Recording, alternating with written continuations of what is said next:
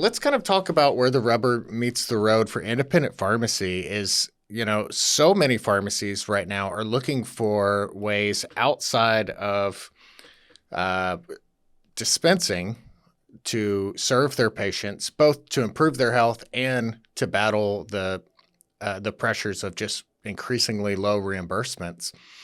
So, how does this fit in? It's something you're passionate about, but for it to work in a business sense, it has to be something that you can monetize and scale and perform consistently. So, how does that fit into a retail pharmacy? Is it something that you introduce to all of your patients? Is it something that you introduce and it brings patients in? And then, what does that actually look like? Are you doing a subscription model? Is it a, pay by consult?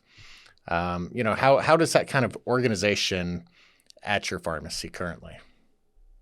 Yes to all that. I mean, at the very basic, people find it. I don't even have to market it. They often will go to InBody and find that I have one, and then they will come and get a reading, and there's a fee for service for that reading. The range, $40 to $60, I think is a pretty good range for that.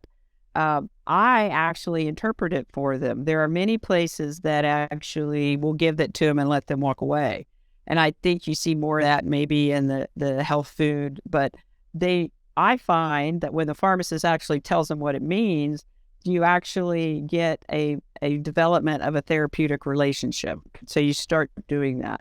So there's that. And I actually have some colleagues that have gotten these in, and, we've been a little busy the last 3 years, 4 years. So they have actually been able to pay for the machine with just that kind of advertising. They didn't even do much. They had it there.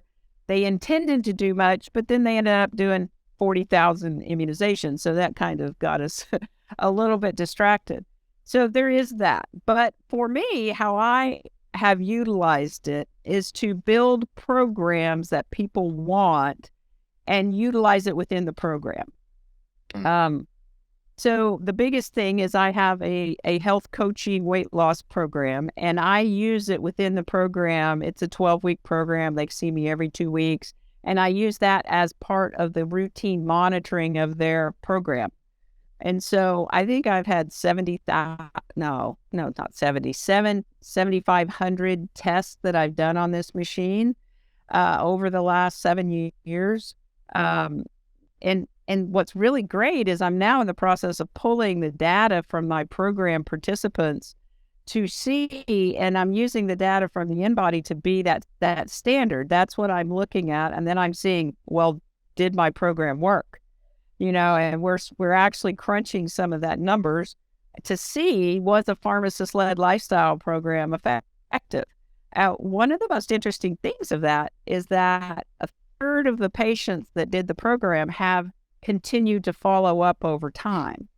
And that's not a free thing. They're paying me to continue in that coaching model or in the InBody model.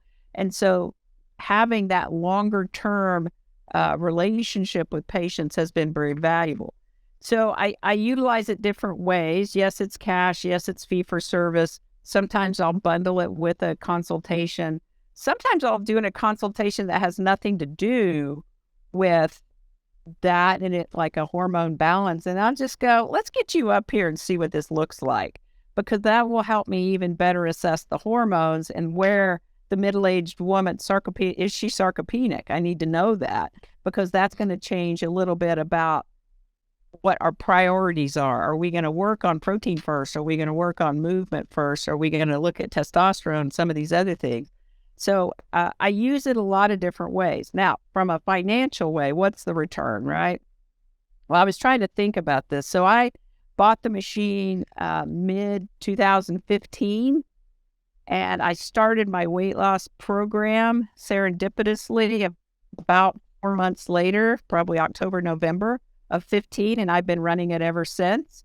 And it's generated conservatively added revenue of at least $500,000 over that period of time. That's very conservative and that's Oh, very wow. rough. Yes.